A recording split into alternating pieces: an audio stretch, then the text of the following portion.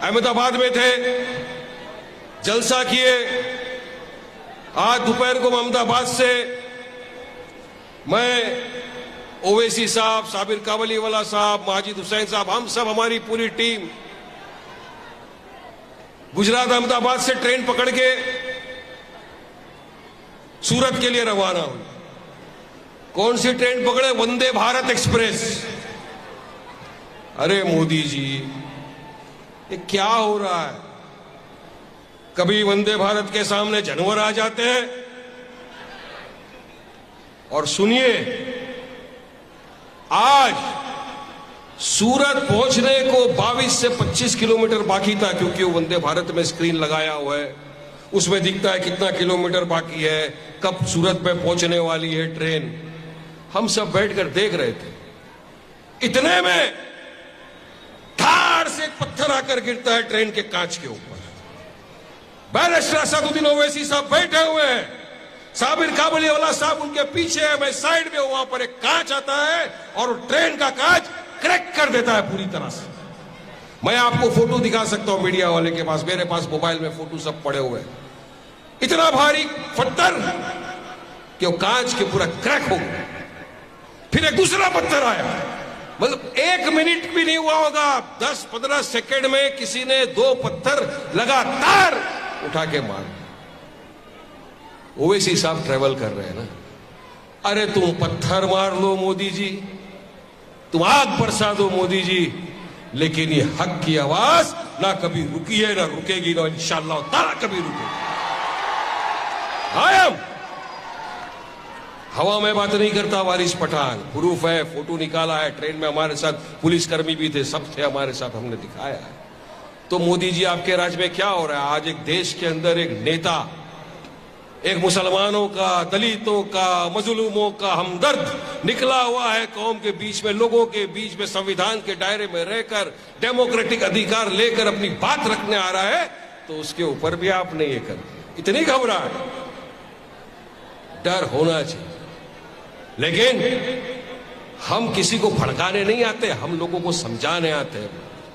क्योंकि इतने बरसों से जो आपने हमारे लोगों का वोट का इस्तेमाल किया, जिनका वोट लेकर आप लोग इख्तियार की कुर्सी पर तो बैठ गए, मगर उनके लिए क्या किया आपने? क्या किया लोगों के लिए? मैं पूछना चाहता हूं लंबाइट के आवाम से। कुछ नहीं किया।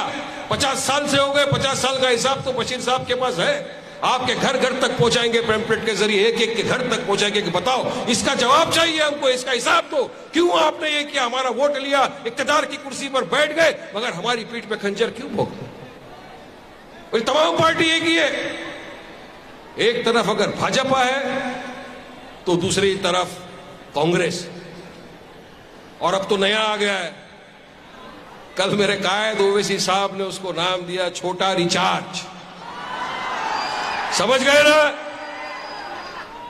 आरएसएस का पिट्ठू है, आरएसएस के इशारों पे काम करने आ रहा है। ये देश में इनका ही मंत्री गुजरात में आता है, एक पत्रकार उनसे सवाल करता है कि सिसोदिया साहब, बिल्किस बानो के ऊपर आपका क्या बोलना है? वो बिल्किस बानो जो हमारे देश की नारी है, हमारे मुर्दाबाद की नारी है, उस बिल्किस बानो के बलात्कारियों को 11 जन को 15 अगस्त 2022 के दिन गुजरात सरकार ने छोड़ दिया, उसके बारे में आपको क्या बोलना है? तो वहां उसको बोलते पत्रकार को, सुनो पत्रकार हो आप लोग ध्यान से, हम ये सब बात नहीं करने आए, हम विकास की बात करने आए। 2 दिन बाद उन्हीं का नेता प्रेस कॉन्फ्रेंस करके बोलता है कि हमको अब नोटों के ऊपर भगवान की तस्वीर चाहिए। मतलब देश में अब एक होड़ लग गई है, कौन बड़ा हिंदू? मोदी जी हिंदू अपीसमेंट की पॉलिटिक्स करने निकल गए, 15 लाख दीपक जला दिए, जलाइए। तो दूसरी तरफ कांग्रेस के राहुल गांधी सब अपने आप को जनुधारी बोलते। तो तीसरी तरफ छोटा रिचार्ज नोट पे चाहता है ये करे, मुसलमानों के वोट चाहिए, अकलियतों के वोट चाहिए, दलितों के वोट चाहिए, मगर काम नहीं करना है इनको, उनके हक की बात नहीं करना। बिल्किस बानो के सवाल पे जवाब देने की ताकत नहीं है इन लोगों के अंदर, समझ जाओ। क्या लेके आएंगे, क्या मुंह लेकर आपके बीच में आएंगे? अब सवाल करना उनसे जब आपके बीच में आए, क्या आपको हमारे वोट तो चाहिए, लेकिन आप क्या करना चाहोगे लिंबायत के लिए? क्या करा? कुछ नहीं किया, सिर्फ वादा फला कर देंगे। मोदी ने कहा था 15 लाख रुपया तुम्हारे अकाउंट में आ जाएगा। आया क्या किसी के अकाउंट में लिंबायत के अवाम के पास? आया क्या?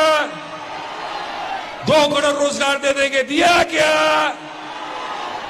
अब ये नए आ गए छोटा रिचार्ज रेवड़ी बांटने, कुछ नहीं होने वाला। कोनी पे गुड़ है ना, हमारा मुंबई का भाषा है, कोनी में गुड़ लगा के निकल जाएगा, आपको याद रखना है। 5 साल तक आप पूछते रहोगे, अरे आपने तो वादा किया था, क्या हुआ? गाते रहोगे वादा तेरा वादा, क्या हुआ तेरा वादा, उसके सिवा कुछ नहीं मिलने वाला हुआ। ऐसे लोग आपके बीच में आए। और दूसरी तरफ पहली मर्तबा सूरत से लड़ने वाली है जो पार्टी मजलिस इत्तेहादुल मुस्लिमीन आपके पास है। हम 1.5 साल पहले चुनाव लड़े गुजरात में कॉरपोरेशन का, सूरत में नहीं लड़ सके क्योंकि वक्त बहुत कम था, मगर उतने कम वक्त में ओवैसी साहब ने साबिर काबुलीवाला साहब को गुजरात का सदर बनाया। एक 20-22 दिन की मेहनत में साबिर काबुलीवाला साहब ने कैडर तैयार किया। हम 35 कैंडिडेटों को खड़ा किए, 35 सीटों पर लड़ सके, सूरत तक तो आए भी नहीं। अब यकीन मानिए, लोगों ने, गुजरात की आवाम ने मजलिस इत्तेहादुल मुस्लिमीन को, हमारे कायद बैरिस्टर असदुद्दीन ओवैसी को इतनी मोहब्बत से नवाजा, दुआओं से नवाजा, वोटों से नवाजा कि हमको उन 25-26 दिनों के अंदर 24 हमारे कॉर्पोरेटर जीते गुजरात से। गुजरात की आवाम की मोहब्बत, मैं तहे दिल से शुक्रिया अदा करता हूं गुजरात की और आवाम का, मेरी मां बहनों का, मेरे बुजुर्गों का, मेरे दोस्तों का, मेरे भाइयों का, जिन्होंने इतनी मोहब्बत दिखाई ओवैसी साहब के प्रति, एक्सेप्ट किया उनको हमारा नेता और वोट डाला और मजलिस के कॉर्पोरेटर को जिता के बल्दिया में भेजा। आज आपके बीच लिंबायत से भी मजलिस ने ऐसा एक उम्मीदवार दिया है, अब्दुल बशीर शेख। आपने देखा होगा कोविड के वक्त जिनको आपने वोट दिया वो घर से नहीं निकलते थे, अरे नहीं बाहर नहीं जा सकते, कोविड हो जाएगा, कोरोना हो जाएगा। अच्छा है, प्रिकॉशन लेना चाहिए, मगर काम तो करना चाहिए ना। उस वक्त आपका ये भाई अब्दुल बशीर निकला था, हर जगह, चाहे अस्पताल हो, लोगों की मदद करने का काम हो, हर रिज से जितना उसके पास था, अल्लाह ने जितना उसको नवाजा था, उसने अपने पास से पूरी मेहनत की और ये सोचा कि नहीं मैं लिंबायत के अवाम के लिए कुछ करूं, और करा उसने। अब आप सोचिए कि एक शख्स बिना किसी पोस्ट के, बिना किसी ओहदे के अगर इतना काम कर सकता है, तो यकीन मानिए अगर आप अपने वोटों से उसको नवाजेंगे और इंशाअल्लाह ताला जब अब्दुल बशीर जीत कर ऐवान असेंबली में जाएंगे तो समझ लो क्या नहीं कर सकता आपके लिए वो इंसान। वो आपकी ताकत बनेगा, आपकी आवाज बनेगा, आपके साथ खड़े रहेगा कि मजलिस का काम ही मजलिस की पहचान है। हम चाहते हैं कि आप में से एक नेता तैयार हो, लिंबायत की आवाम अपना एक खुद का नेता तैयार करे, उसको ऐवानी में असेंबली में भेजे, जो जाकर आपके मसले मसाइल को सॉल्व करे। और मुझे यकीन है कि आज मैं, आपने पूरा देश देख रहा है कि अगर वाकई में कोई मुसलमानों की, मजलूमों की, दलितों की, अकलियतों की कोई आवाज है और कोई वाहिद शख्स पूरे देश में किसी के लिए लड़ता है, जो सबके लिए आवाज बन के भाजपा वालों की आंखों में आंखें डालकर लड़ता है, तो और नहीं है वो आपका मेरा सदर जनाब बैरिस्टर असदुद्दीन ओवैसी साहब। आज देश के माहौल से आप वाकिफ हो किस तरह से भाजपा सरकार ने पूरे देश के अंदर एक, मैं तो कहूंगा मुसलमानों और दलितों के खिलाफ एक जंग से छेड़ दी है। हमारे हिजाब से शुरू हुई, मदरसों पे आ गई, नमाज पे आ गई, CAA-NRC पे आ गई। हर रित से किसी ना किसी इनका एक इंटेंशन, एक इरादा बन गया है कि मुसलमानों को परेशान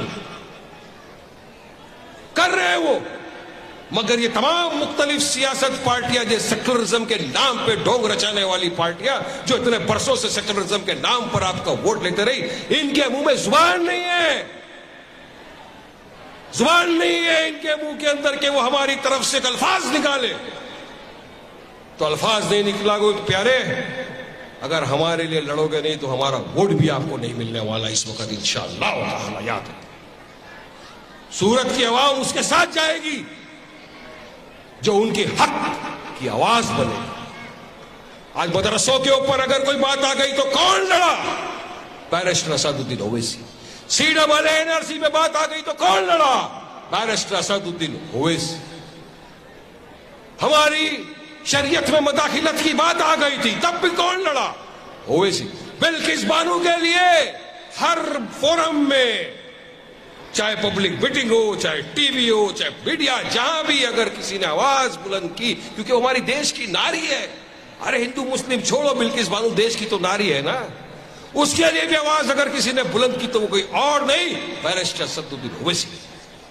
तो मेरे दोस्तों, बुजुर्गों, साथियों, अपने दिल पे हाथ रख के ये सवाल करना कि एक इंसान अगर हमारे लिए लड़ रहा है, हमारे हक की लड़ाई लड़ रहा है, भाजपा की आंख में आंख डालकर उसको जवाब दे रहा है, तो हमारा फराइज ये नहीं बनता कि हम उसकी ताकत को मजबूत करें। और किस तरह से मजबूत कर सकते हैं? हमारे पास है, हमको संविधान ने बहुत बड़ा अधिकार दिया है, वो है वोटिंग राइट। आपके पास एक अधिकार है जो डॉक्टर बाबा साहेब आंबेडकर के दिए हुए संविधान में, वो अधिकार है राइट टू वोट। ये वोट जो आपका है मेरे लिंबायत के भाइयों, बुजुर्गों, दोस्तों, ये बहुत कीमती चीज है, ये आपकी ताकत है। एक एक वोट आपकी ताकत है। और ये वोट का अगर आपने इस्तेमाल किया और आपने मजलिस इत्तेहादुल मुस्लिमीन के उम्मीदवार लिंबायत से जो खड़े हुए उनको जाकर वोट डाल दिया, तो इंशाअल्लाह ताला ये आपका वोट गया बैरिस्टर असदुद्दीन ओवैसी साहब के पास गया। ताकत होना चाहिए, आपका साथ जरूरी है, ताकि हमारी भी कोई आवाज बने ना। तो हमारी तरफ से बोलने वाला कोई नहीं है भाइयों। 75 साल में हमने देख लिया, किसी ने हमारी तरफ से आवाज नहीं उठाई। बस हम मार खाते गए, पीटते गए, जलील होते गए। हमारे को स्टेज पे बैठने भी नहीं दिया जाता है आजकल। तो इतना इनको नफरत हो गई है हमसे। सेक्युलर पार्टियां की भी बात कर रहा हूं मैं भाई, नहीं बिठाते बस, नहीं इनके साथ गिरे तो वोट चला जाएगा। अरे कोई फिक्र नहीं है। अब आज हमारे पास हमारी खुद की पार्टी है जिसका नाम है मजलिस इत्तेहादुल मुस्लिमीन और जिसके कायद का नाम है बैरिस्टर असदुद्दीन ओवैसी। ये हमारी पार्टी है, अपनी पार्टी है ये। मैं जानता हूं आप सुनना चाहते हो, जिसको उनके लिए बेताबी है, सबको, आपको, मुझको, हम सबको। लेकिन मैं अपने भाइयों से, बुजुर्गों से, लिंबायत की आवाम से गुजारिश करूंगा, दरखास्त करूंगा कि आपने तमाम को आजमा लिया, एक मर्तबा मजलिस इत्तेहादुल मुस्लिमीन को भी आजमाए। जितना अधिकार लिंबायत की आवाम का वारिस पठान पे, उतना अधिकार वारिस पठान का मेरे लिंबायत के भाई बहनों पर भी है।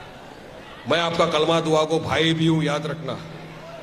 आपसे अदवर गुजारिश करता हूं, रिक्वेस्ट है कि 1 दिसंबर को चुनाव है सूरत में, आप तमाम उतरिए, अपने घर वालों को लेकर, हमारी मां बहनों को लेकर, हमारे बुजुर्गों को लेकर उतरिए और मजलिस इत्तेहादुल मुस्लिमीन के हक में वोट डालिए।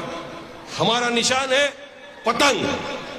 चली चली रे पतंग मेरी चली रे, वो है ना पतंग, काइट। ઉત્તરાયણમાં આપણે જે ઉડાઈએ છે એવી ઉત્તરાયણ બનાવો પહેલી તારીખે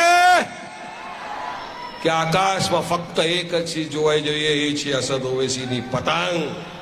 મજલિસ ઇત્तेहादुल मुस्लिमीन નો સિમ્બોલ પતંગ। लिहाजा मेरी दरखास्त आपसे गुजारिश है कि आप पतंग के निशान पर मोहर लगाएं। मजलिस इत्तेहादुल मुस्लिमीन के उम्मीदवार जनाब अब्दुल बशीर साहब को कामयाब करें, ऐवान असेंबली में भेजे। आप तमाम का तहे दिल से मैं शुक्रिया अदा करता हूं, आप इतनी तादाद में आए, ये सबूत दिया कि हम आपके साथ हैं। और इंशाअल्लाह मुझे यकीन है कि यहाँ की आवाम हमको दुआओं से, मोहब्बत से नवाजेगी और मजलिस को कामयाबी यहाँ से मिलेगी। बहुत बहुत शुक्रिया। अस्सलाम वालेकुम।